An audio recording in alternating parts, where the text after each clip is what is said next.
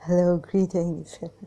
Sharing my thoughts on this religion, Abrahamic. The hour is coming. The hour is coming. No, which hour is going to come? Jinns came. Hour didn't come. People died. Hour didn't come. People are suffering, the hour hasn't come, and the end of the world. And in my previous video I said, you know who Radha Rani is, and all this for the Hindus. But in the Quran, they must be angels who don't know that the hereafter is here. Hereafter, not even Judgment Day. So yes, I was contemplating. Hindus don't believe in Judgment Day. And this was a really good idea of Prophet Muhammad. Judgment Day will come. All souls will be gathered. But I just... and oh my God, how we believed in the Judgment Day. But where is the hour? Even Jesus Christ told, like I'd watched this movie, Jesus of Nazareth, so that the hour may come. Judas, do what you have to do.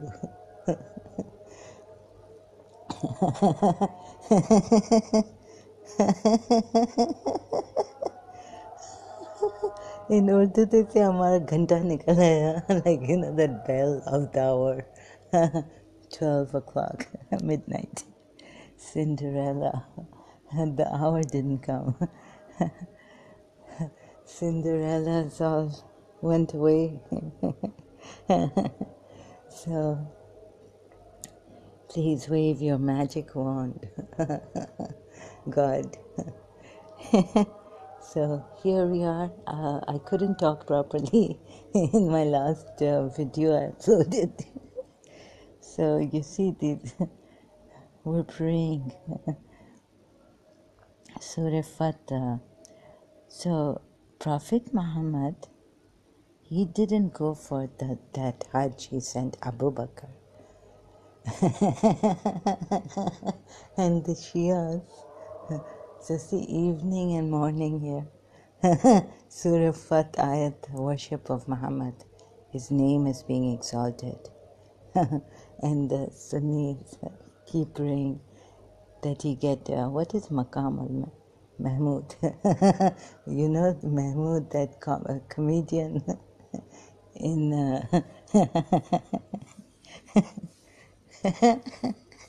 in Indian movies.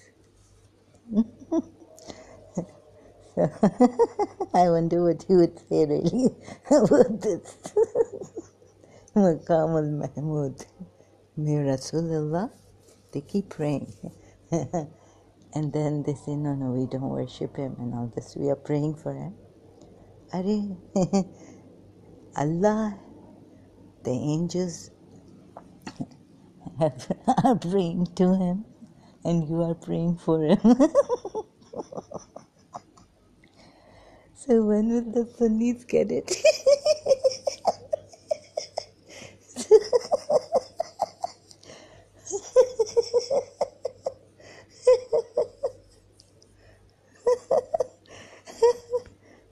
Sorry, this is hilarious. I'll try to control it. They don't get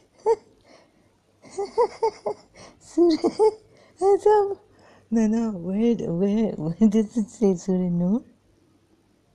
Allah and the angels send their salutations. Allah. So what a thing. And recently I was listening to a little bit.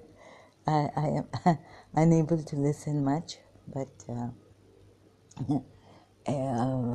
Safar Heretic and this man, ex-Muslim now, he was a Muslim, right? And so he was asked what the advice what you gave, like how, points to leave Islam. What made you so leave Islam and all this?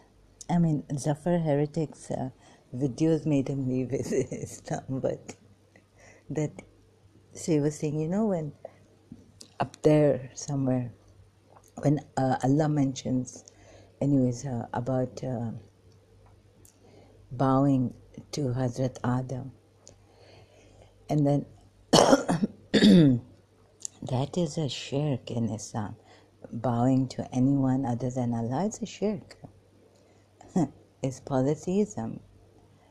So, Hindus, you see, this is so weird. I can't complete my sentence because I've been in a shock. So I'll be pausing myself, but not here, maybe not touch the pause button. So this is the thing, Allah asked the angels to bow to human beings. And these poor angels, that's why God was very angry at the angels. And so you see, that's why in Surah Najm we are told that, against angels, against the idol worshippers. So what does he say? So a good point was brought out by this ex-Muslim in Zafar Heretic's video. And so going to YouTube, let me see if it's in this channel. From this channel I watched. No, it's so I can give you the ex-Muslim who Zafar Heretic interviews. Another channel, my other channel. So you see this bowing down to God. No, not bowing down. Sorry, I'm just, I can't do multitasking here. So where's that? Can't see it. Zafar Heretic. When a Tablighi Jamaat Muslim became an ex-Muslim. So ex-Muslim Zafar Heretic. You can watch this video, very interesting, but if you only know Urdu. So God tells human beings not to bow to anyone other than Allah, but the angels can bow to Adam. And so Satan said no, so we are Muslims. He's creating shaitan in us. If we were angels, innocent, we would bow down. Actually, we would bow down to Allah. Oh no, human beings. What am I saying? So I'll be making these mistakes because I think I'm also very battered. My head, very tired. So let's see how far I go in this and whether properly or what. These are very slow, contemplating, taking my time videos. Just,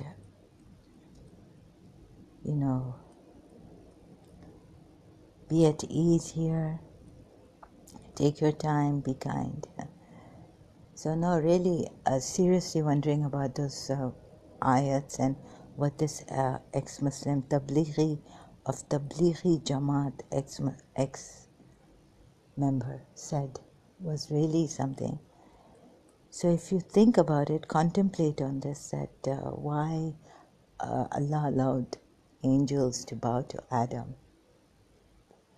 Anyways, my point here is that lots of things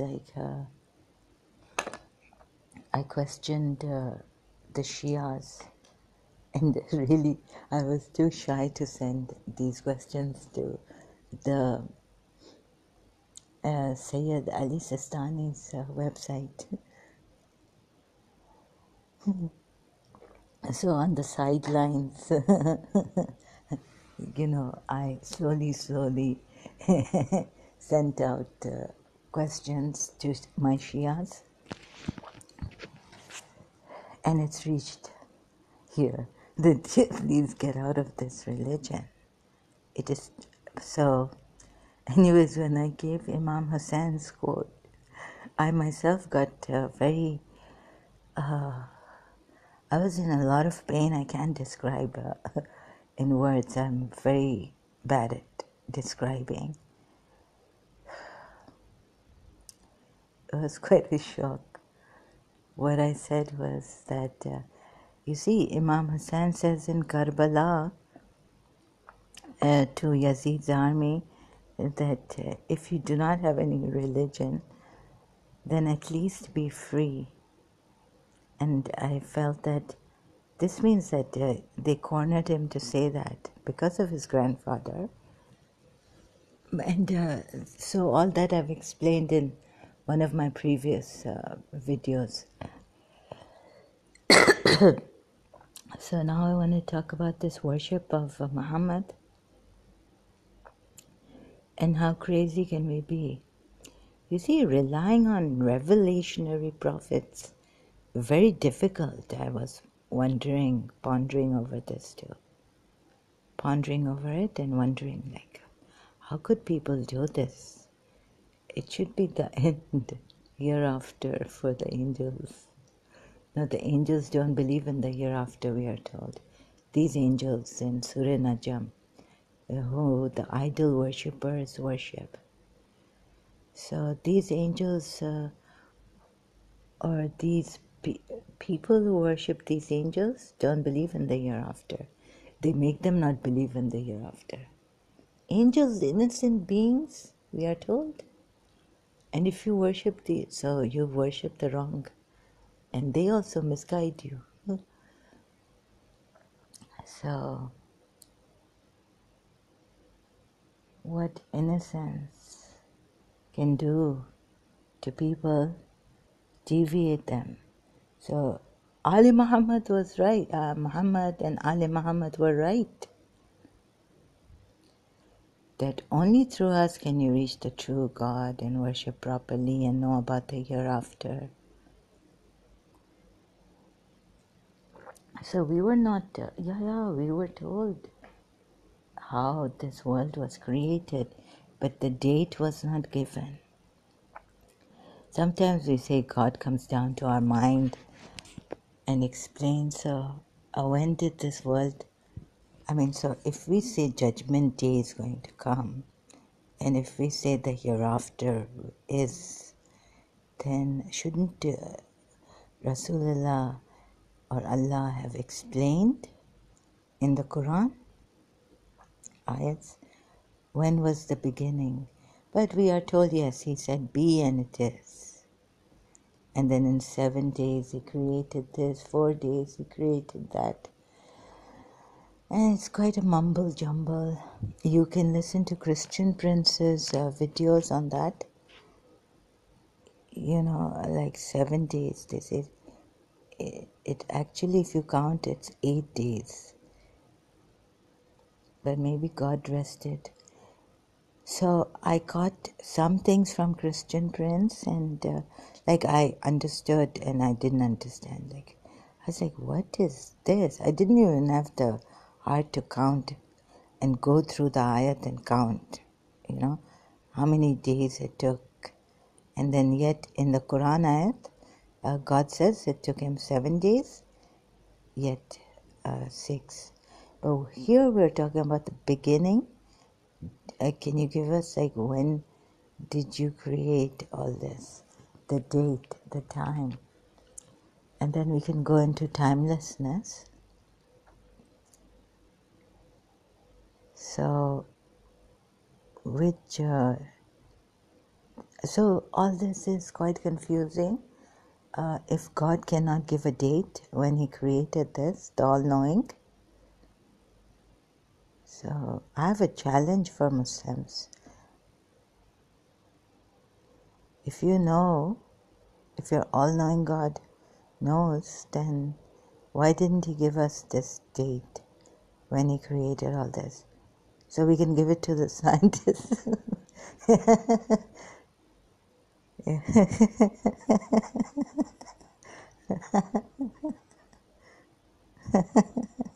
And talking about the end of the world. So it's very like poetic and wayward. Like he blames the poets in Surah poem, poets wavering. So, oh my God. Okay, I think I've gone too far in jokes. No, seriously. The more I think about this in this way, the more funnier it gets, really. And very, very strange, all-knowing God. We have to really do some mental gymnastics or something. But no,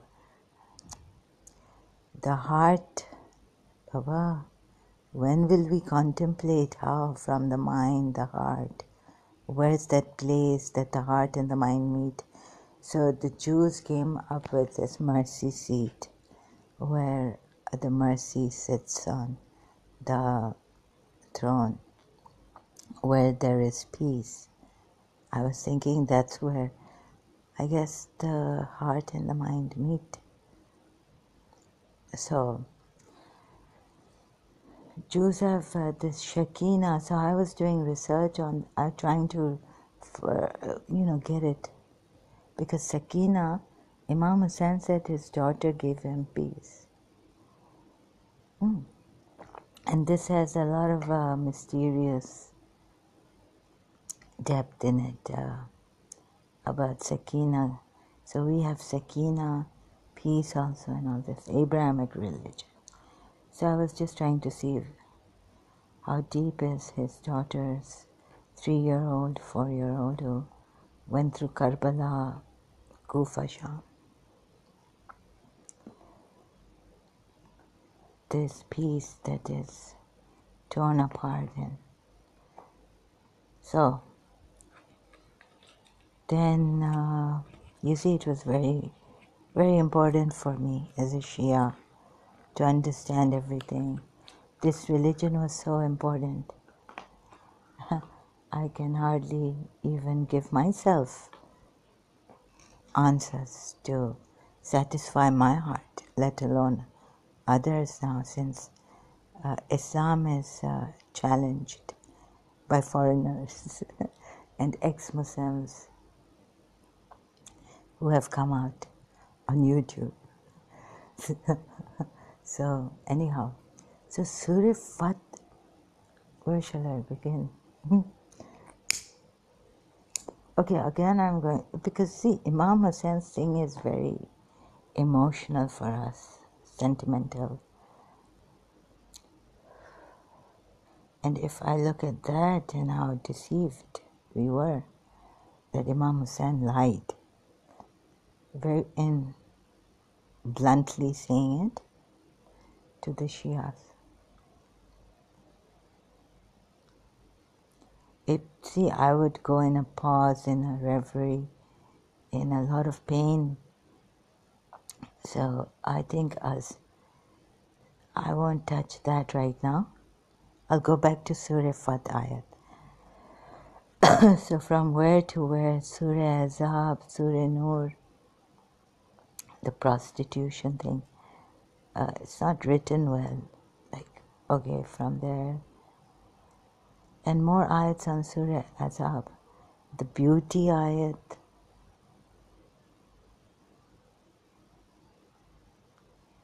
So what I want is, I was searching the truth and everything that I could give answers to myself. God only knows what God knows. Oh. So, Surah Fatayat, there was this thing I wanted to repeat again or convey. Surah Fatayat, Baduans. I'm stuck. So, I feel like they wanted to remain behind, okay?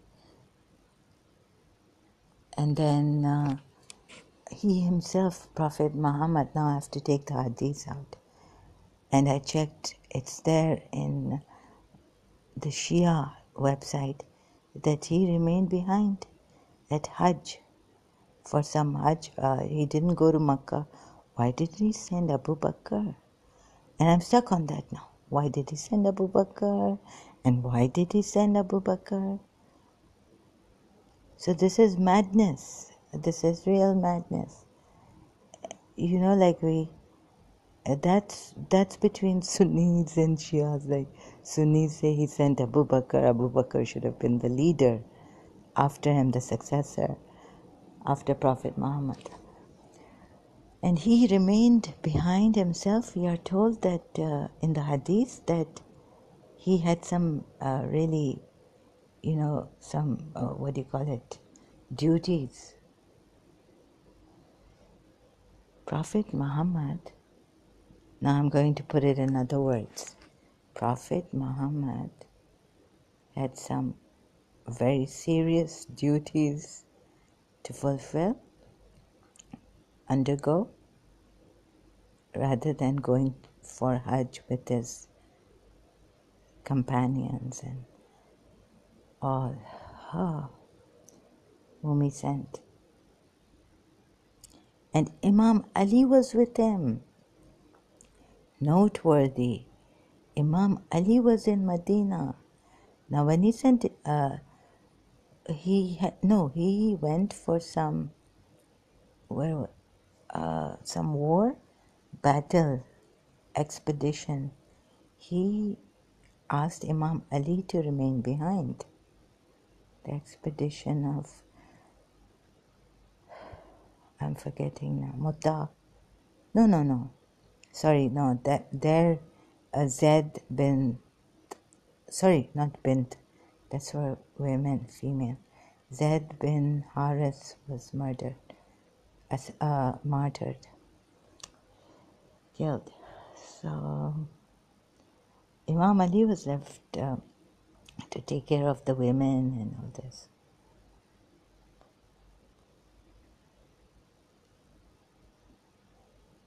So Imam Ali would have been enough.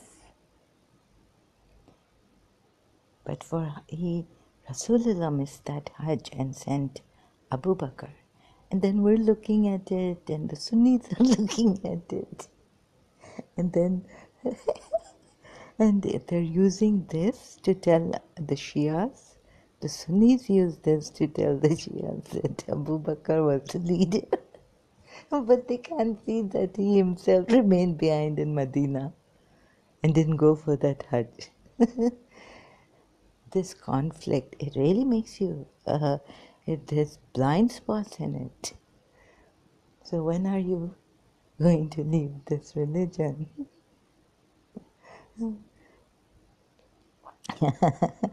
Sunnis and Shias.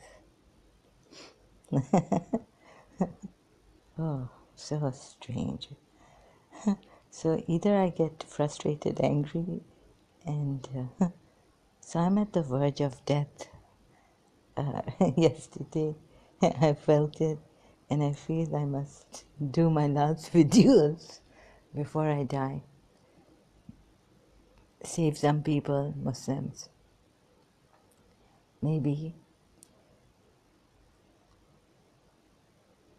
So Imam Ali was there, and so when the Surah Tawbah came, Prophet Muhammad told Imam Ali to. So was he married to Zainab bin Jahsh at that time? Zainab bin Jahsh. Somewhat pending duties he had to attend to. And we're not told what they are. Oh.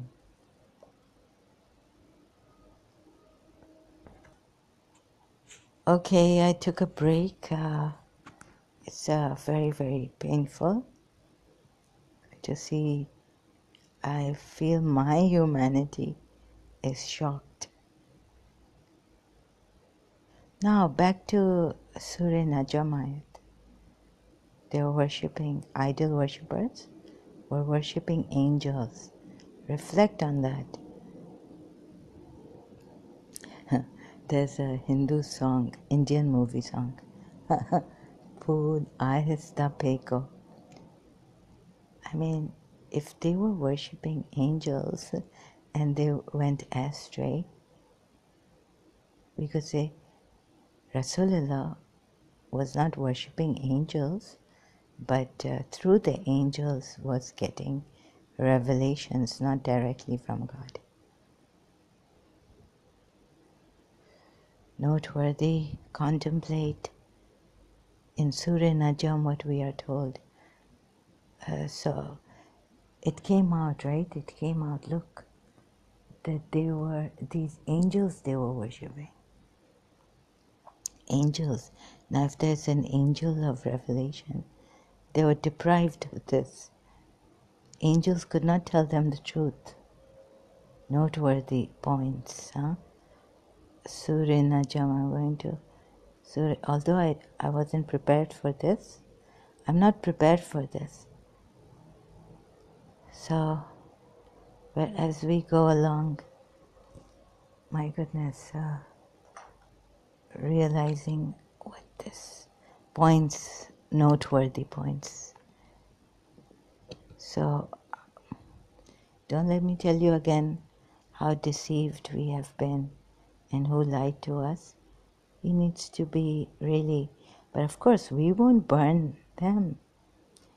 In my anger or something, I say this. He saw this. So how can he say that? Imagine worshipping angels. Which ayat? There are many angels in heaven whose intercession will be of no use until God gives permission to those he will. He's even covered this, whose words he will accept. There are many angels, but their intercession does not work. Verse 27, those who do not believe in the hereafter call the angels by names of females. So their thing is that they don't believe in the hereafter. And he's even covered this in Surah Najm. So you see, looking at one ayat, you'll say, but there are so many ayats. You might say, what an intelligent man.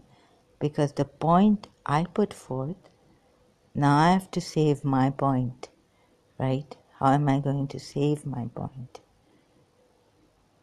Through what reason? He's covered it.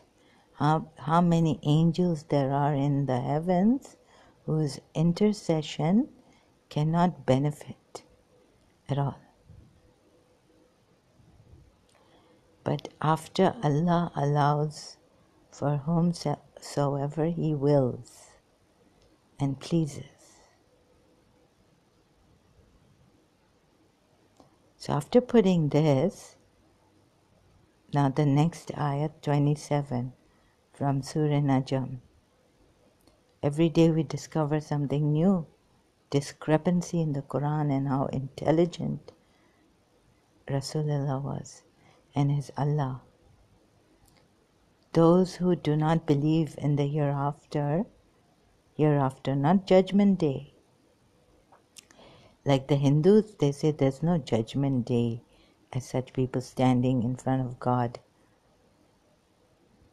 But the hereafter is like after death, life after death. So the Hindus, or those who believe in reincarnation, coming back until here you learn your lesson, life corrects itself, like Sadhguru said. So he's really hit at them, very intelligent man. Huh? Those who do not believe in the hereafter call the angels by names of females. I want to see which other ayat could we not be able to defend. He's put it so well, he's covered himself here, his religion, only the intercession of one that Allah allows. They do not have knowledge about it. They follow nothing but conjecture, guesswork. So the angels came and made them guess. And conjecture is of no avail in the matter of truth. And what is the matter of truth? That God has only sent authority to this messenger and prophets before him. So turn away from him who turns away from our advice and seeks nothing but pleasure of the worldly life. Doesn't it say in Surah Fussilat that when you say La ilaha illallah, the angels descend, that Allah is one? The angels descend on them, saying, grieve not, we are your friends in the hereafter and here, and you will get all that you desire, all.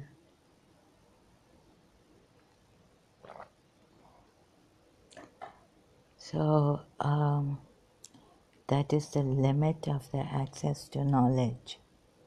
Yeah, even some angels cannot reach. So they thought there was no hereafter, and the knowledge was limited. Indeed, only your Lord knows well about the one who has gone astray from his way. And he knows well about the one who has adopted the right path.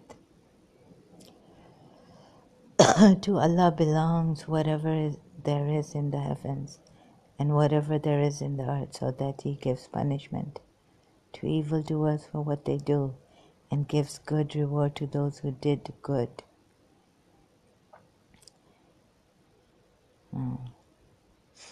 Except minor involvements. I'm just wombs of your mother. You were embroyers in the wombs of your mothers. So do not claim purity for yourselves. He knows best who is God-fearing. He knows you more than anyone else. When he created you from the earth, okay, and when you were embroidered in the wombs of your mothers, from the earth, and when you were fetuses from the wombs of your mothers. So he knows about. So do not claim purity. Yes, do not ascribe purity for yourselves. He knows best who is God-fearing. As for those who avoid grave sins and foul acts, though they may commit small sins, your Lord is ample in forgiveness. He has been aware of you from the time he produced you. Okay, 33, verse 33, Surah Najm. Did you see the one who turned away and gave a little and stopped? Does he have knowledge of the unseen whereby he sees? Does he have knowledge of the unseen?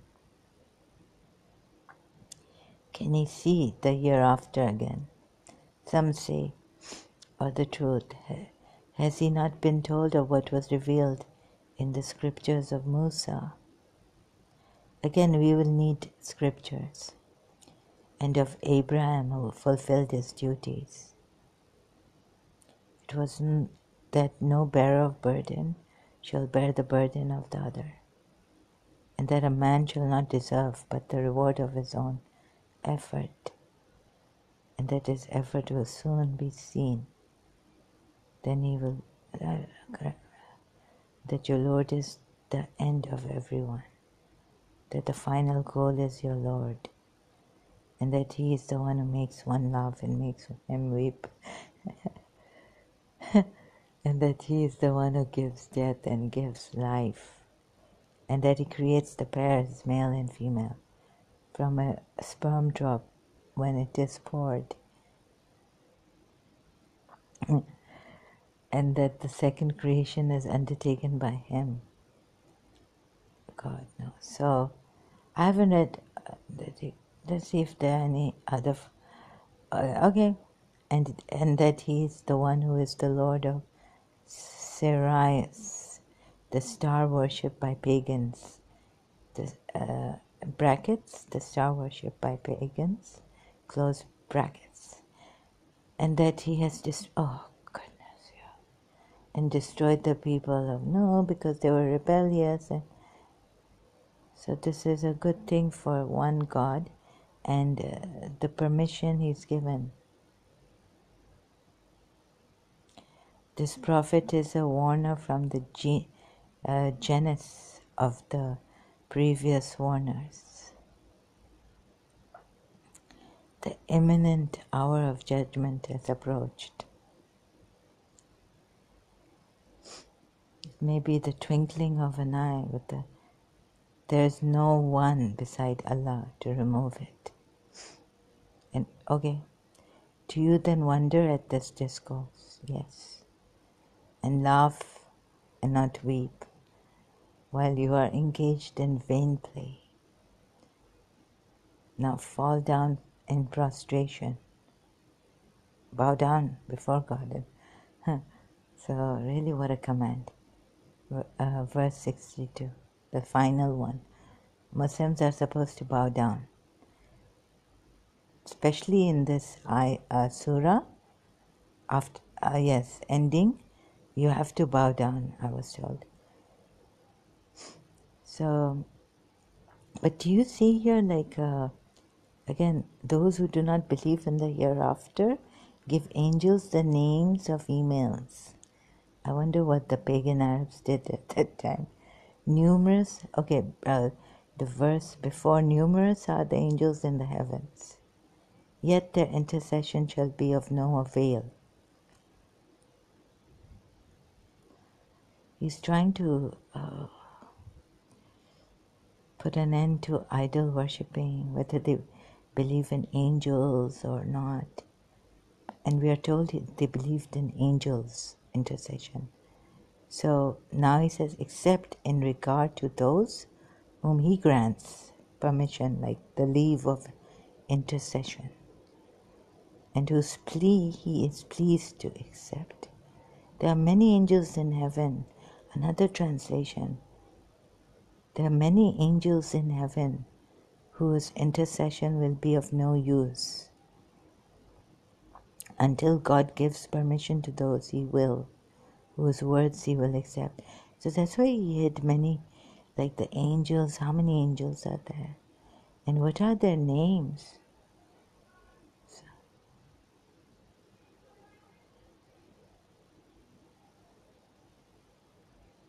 No, because to Allah alone belongs the good of the hereafter and the former life of this world. So the angels which the idol worshippers take as intermediary intercessors do not avail, because is this someone?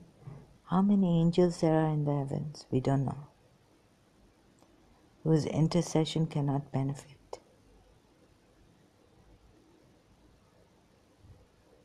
at all. These are, so I think God got really angry at these angels who said, like that verse says, who questioned him, like, why are you creating? So I'll go step by step and I'll do some contemplation on this and come back.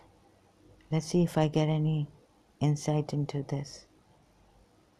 these verses from Surah Najm I've read out now